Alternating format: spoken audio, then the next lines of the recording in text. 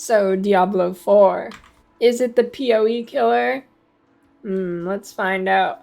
I've reached level 25 now on a hardcore character, and it honestly has been pretty enjoyable. I think it's better than I expected it to be. I am obviously pretty skeptical of Blizzard and how this game is going to go, but I think it's actually in a better spot than I was expecting. So no, it's probably not the PoE killer, and it's probably not even the last Epoch killer, but to be honest, I don't think it's really trying to compete with those. So let's get into what the game does well, and I'll get into what it doesn't do well. At the end, I'll kind of give a little overview of my prediction of what the game will be, just based on this little beta. So the graphics are definitely the best I've seen in an MMO. An ARPG. MMO, ARPG thingy. I don't know.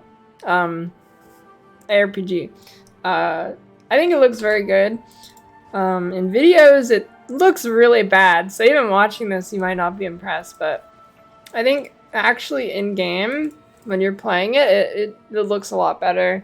It does look like garbage in every single video I looked on YouTube. Like, it looked really bad. Like, the point I was actually laughing at how bad it looked.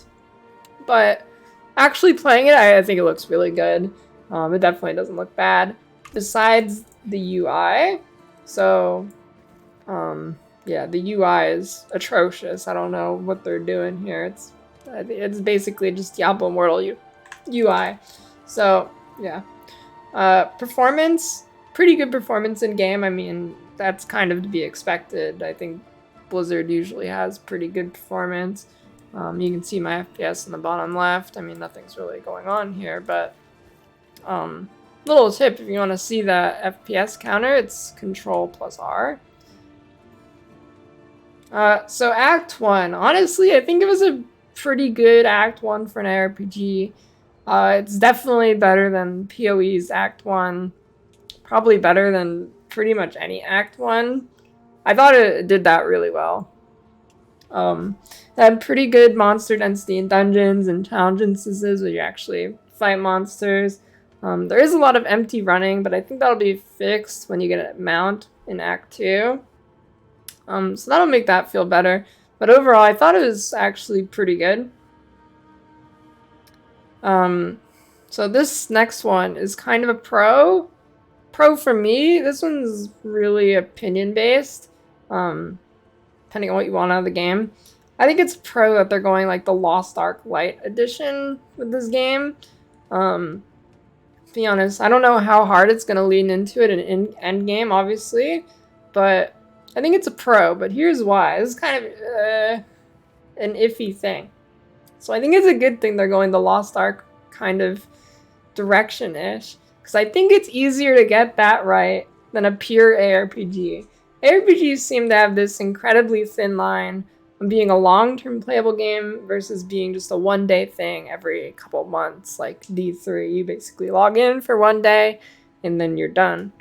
I think it's an incredibly thin line to get that right.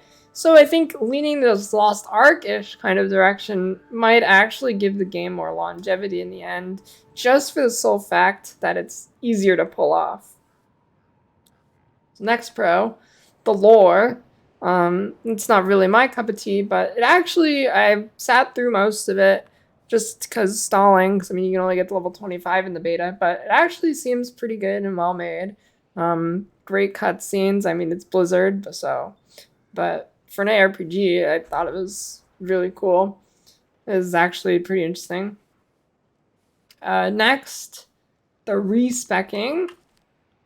You can like pretty much freely respec. I mean, I don't know if it's gonna be different not in the beta, but before level 15, it's completely free. And here it is, it just costs a little bit of gold, and you can just freely respec the tree, so it's pretty good. Another pro is you don't need a guide. Everything's like really straightforward. So if you're just looking for a game to blast, this would be good for it.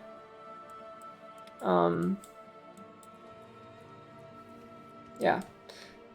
But you can see here, it is very simple, so you don't need a guide. I mean, that could be a pro or con, depending on your stance as well.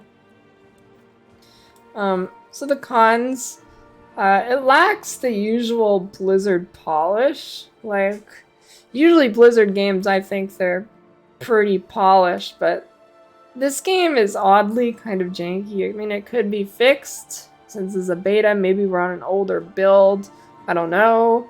It seems like a lot of issues with that, and I have my doubts to whether it can be fixed in 3 months.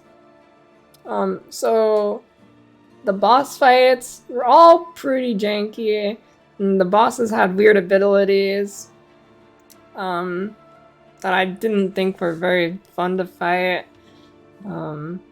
Seemed especially bad for melee. Some bosses would like puke up their degen puddles and then they'd just stand in it, and as a melee character you obviously are gonna have to stand in it to fight them, so it seemed way more difficult. I mean, that's just kind of a general game thing, but it seemed especially bad in this. Another thing with melee is some world events, you like stand on these circles and it spawns monsters where you have to keep standing on the circle to finish the event. And it would spawn range monsters, and the circle's small, so you have to like stand in the same spot. And these range monsters would spawn on the edge and just shoot you, and you couldn't move. The dungeons in this game, which you can see on the map here, there's quite a few. There's like 28 in the zone or whatever, 23. So there's a lot of dungeons, but they're all really repetitive, and this is another thing lacking the kind of polish. I mean, they're pretty much all like copy pasted. They're all generally, you go in, you like, there's these objectives. You go grab like a bloodstone or 3 different bloodstones, and you put them on pedestals outside the boss, and it opens the boss door. And they're all pretty much like that. Or it might not be bloodstones, but like it get keys or whatever. All the same thing, pretty much. And I felt like it kind of reused the same boss over and over again a couple times. So, like, I think, I don't know, there's one story boss. By the time I actually got to the boss in the story, I felt like I'd fought it like 4 times in the dungeons already. So the skill tree, I mean, I feel like it's pretty uninspired. It's pretty boring. I mean, you can choose 2 nodes on each of your abilities, which is like, I mean, in your ultimates, you don't even get a choice, really. And this is your ultimate skill. You just click 2 nodes to make it better. These, you get a choice from 2 different ones, and they're not interesting or anything. Your bonus damage is increased. Grants you life. It's not very interesting. Skill cooldowns. I mean, this might be fixed in the end game when you get better items, but they're way too long. Like, this is a 56-second cooldown, 23, 23, 13. It's an incredibly long cooldown for most of them. I feel like they could be halved or something, and it still might even still be too long. But that could be fixed in endgame with items that will reduce your cooldowns. So, hard to say on that. Skill bar feels really bad. I don't know why they're so restrictive. Having only a couple skills to be used does not feel good. Like, doesn't leave you much options. It was really hard to want to spec into new skills, because I mean, some of these are just like 50% damage reduction for 8 seconds. I never want to get rid of that. Barrier that absorbs 50% of missing health for 5 seconds and it gives me a ton of regen. I never want to get rid of that. Movement speed, I never want to get rid of that. My ultimate, I never want to get rid of that. So I feel like it doesn't leave me too much room to like have other things in the build. Speaking of this movement speed one, movement skills in this game are pretty terrible. I think there's two. There's like Leap Slam and Charge on Barbarian, and they're both really bad. Long cooldown, barely really moves you. But you do have a mini dash in your spacebar that you are free to use. So, I mean, that doesn't feel good, having no movement skill. Maybe when you get the mount, that'll feel better. Not sure. Another thing, which I can't believe the game doesn't have, is there's no central minimap overlay. You either have it in this corner, or you open the big map. That's it. Health values. I'm not sure if there's a way to see your health value, if I just can't find the option, or if it actually doesn't exist, but the only way to see the actual number is to hover over it, as far as I know. I'd like to have it over my head, at least like a bar, but I don't think you can do that. The inventory, it's kind of small. I feel like it fills up really quickly. The one benefit here is that you get multiple tabs, but obviously the equipment tab will be the one that's filling up most often. Yeah, so I think I touched on most things. Here's my overview / prediction. I think the game is going to be really good for the first time playthrough for the lore lovers or like the hyper casual ARPG players. I think in my kind of mind, it seems like a one playthrough kind of thing. It seems like a normal, like a typical single player story based game so far. Obviously I know it's going to be MMO Lite, but I don't really mean single player story based in the sense of literally single player. I mean, it's like a one-time experience you go through, as a kind of experience, and not so much a game you're going to want to grind out over time a lot.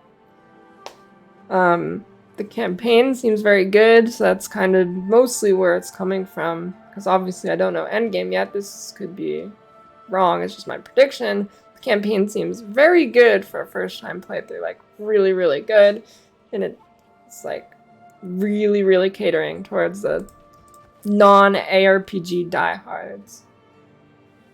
So another thing, I'm not really sure how seasons are gonna work with how it's trying to be an MMO Lite with like Lost Ark stuff. I'm not really sure how seasons play into that. That the grind, if it is like a full reset, then the grind could be like kind of weird to do it over and over again in terms of like your rep grind here. You're like grinding all these different things in each zone to get these rewards. Not really sure how they'll do that. And then if they don't do total resets, then I don't know how it's going to play into the longevity of the game, because resets are what drives ARPG longevity and replayability. But that's about it for now. Overall, I think the game is pretty good for what it is. I just don't think it's the game that a lot of Diablo fans and ARPG fans in general are looking for. It seems like a ARPG made for non-ARPG diehards.